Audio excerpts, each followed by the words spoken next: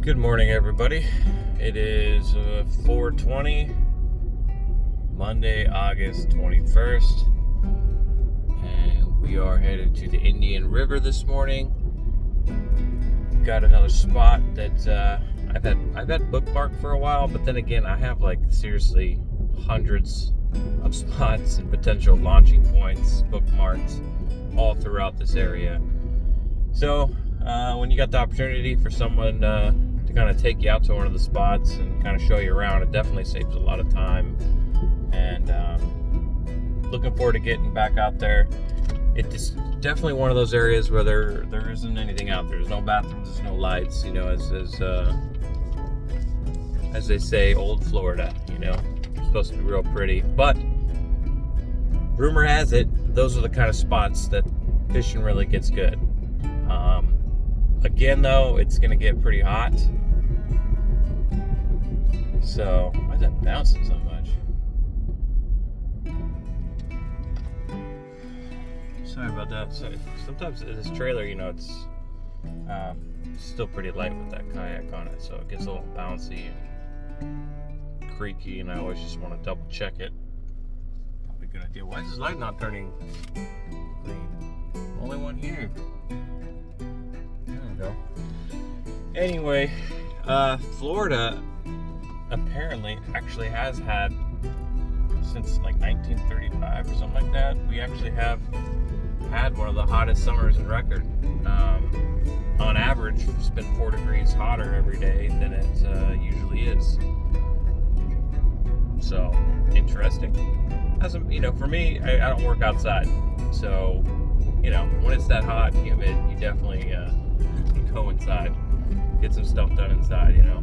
So that's usually what I'll do. But when it's this hot out, it can be dangerous going out, and also the fish won't bite, or they'll be real picky. So early morning definitely seems to be the time to go. Anyway, guys, I'm gonna go get there. The plan is to get there at 5, launch at 5:30. So, got about 20 minutes to get there. Alright, guys, stay tuned. I'll see you on the water. You guys hear that?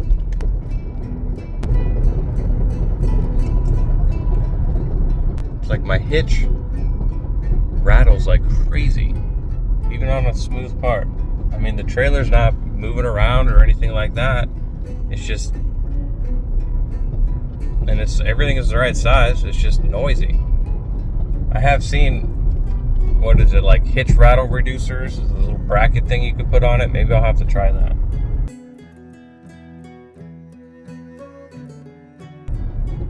Constantly thinking there's something wrong, but it's literally been doing that ever since I've been driving. It's just a loud hitch with this trailer. Anyway, almost there. As I always say, a good spot is always far off the beaten path on the dirt roads. You guys hear that?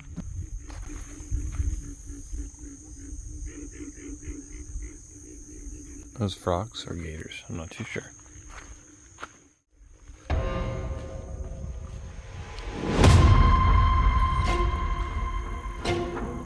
You hear those coyotes out there? What the hell?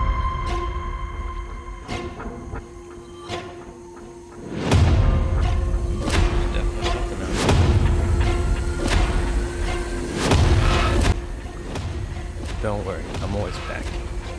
Whether it's hobos, bears, or gators, I'm ready.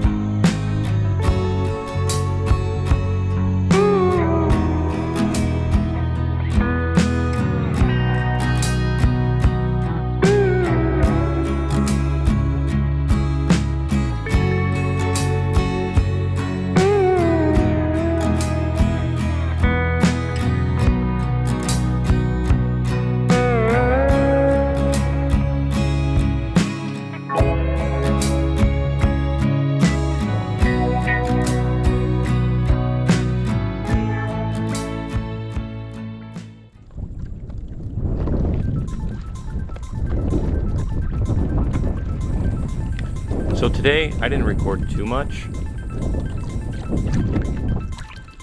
Honestly, I was just enjoying peace and quiet of this whole area. That, and it kind of reminds me of the woods back where I'm from. Because finding a spot like this gets harder and harder each year. So if you do find one, definitely enjoy it.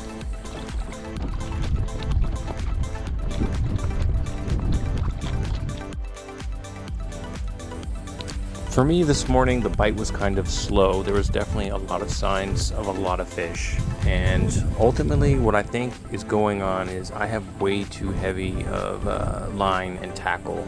I have my stuff geared for some heavy duty fishing, and this water is a lot clearer. And I really think that if I would have went with some lighter gear, it would have changed things drastically. So we'll definitely have to try this spot again and bring a little bit lighter tackle.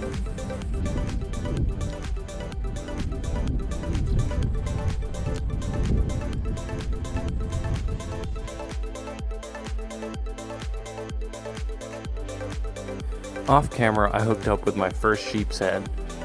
Nothing big, but at least I can mark off my first sheepshead.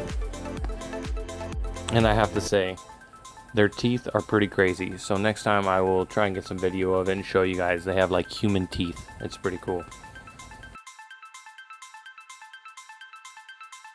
These lagoons and flats are very shallow, so it's easy to pick a spot which you would think would be in the middle of the lake or the river, and you could stake out and stand in a few inches of water and fish. The water here is very clear, but it's got a reddish bronze color, which is pretty cool. If you're not familiar with these kind of areas, definitely bring a map or go with someone that knows the area. It's very easy to get lost out here in these different channels and canals and lagoons. The floor is just so flat that there isn't very much landmarks that you can use to figure out where you are. That's something I'm definitely trying to get used to. I'm used to having a mountain or a cliffside or something that I could go off to give me a sense of direction and where I'm at.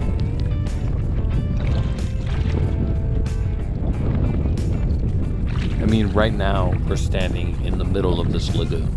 You wouldn't think it was just this shallow. I have to admit, I actually enjoy this exploring new areas and wilderness and wildlife almost as much as I do fishing. So I was like a kid in a candy store today.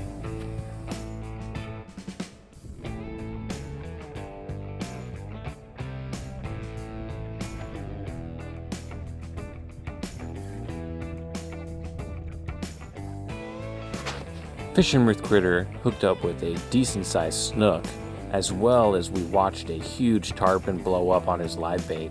And unfortunately broke off, but it was a pretty impressive sight to see these huge tarpon hit the bait.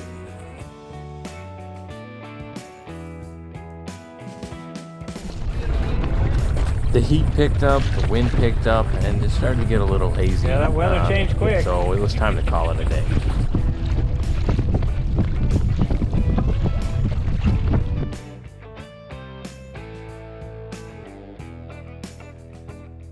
Alright everybody, so it's about 15 minutes to 1.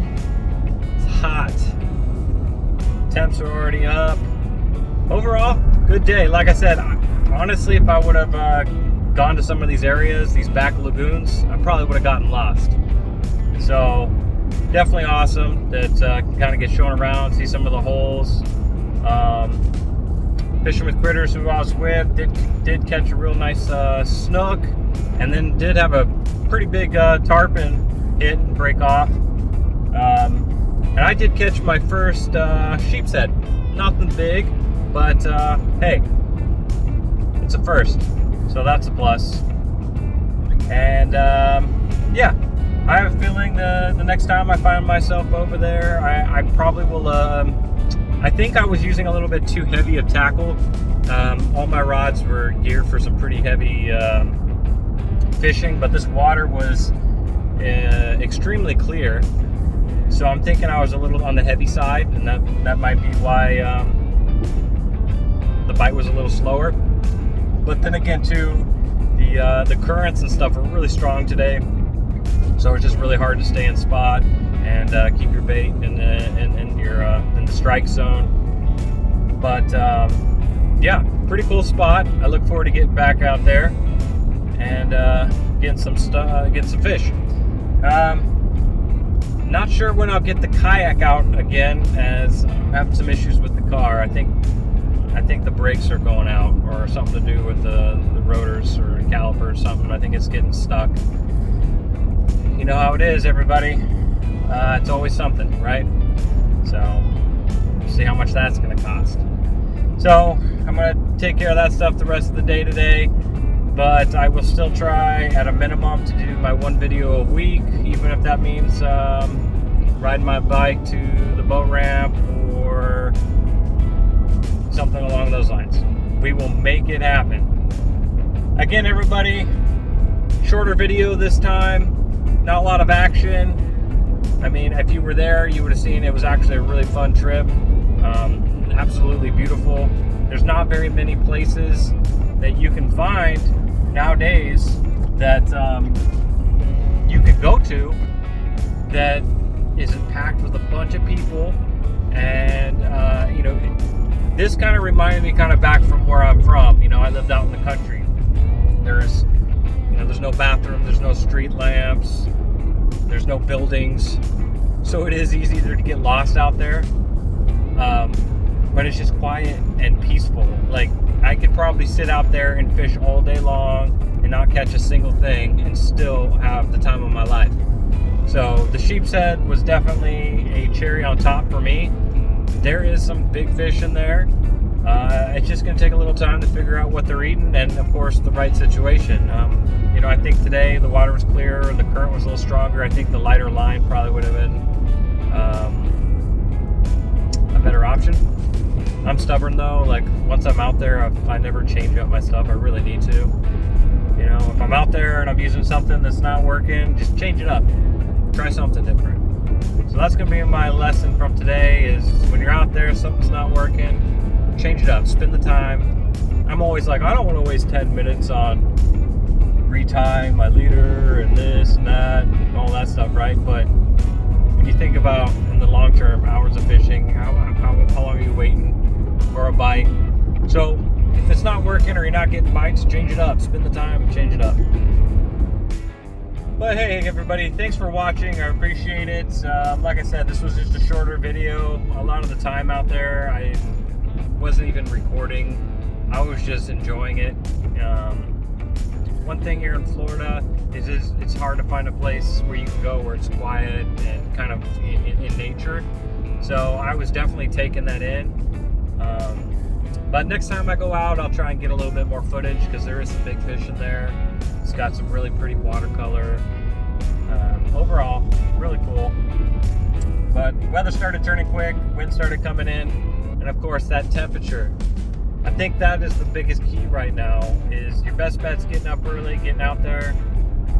And then after that, even then, the water temperature is so warm right now. So when things cool down, I think the bite's going to pick up. But yeah. All right, guys, until next time, get out there and go fishing. Peace. Oh, real quick, also, note to self. When you go to these spots that are, you know, out in the country, the wilderness, and there isn't a lot of homes and civilization around, bring bug spray. Because even bug spray doesn't even work. When I got there this morning, I opened my car and the light immediately attracted hundreds of bugs. You know, once you're on the water, they're gone. Or, you know, they don't mess with you. But on shore, woo-wee. I don't know how anybody would survive out there in the wilderness. I mean, there's a lot of bugs. Anyway, everybody, I'm talking like seagull-sized mosquitoes. Anyway, so just remember, if you're going to go exploring in the swamps, the lagoons, bring a net, bring bug spray, long sleeve, something, because the bugs will eat you alive. Remember that.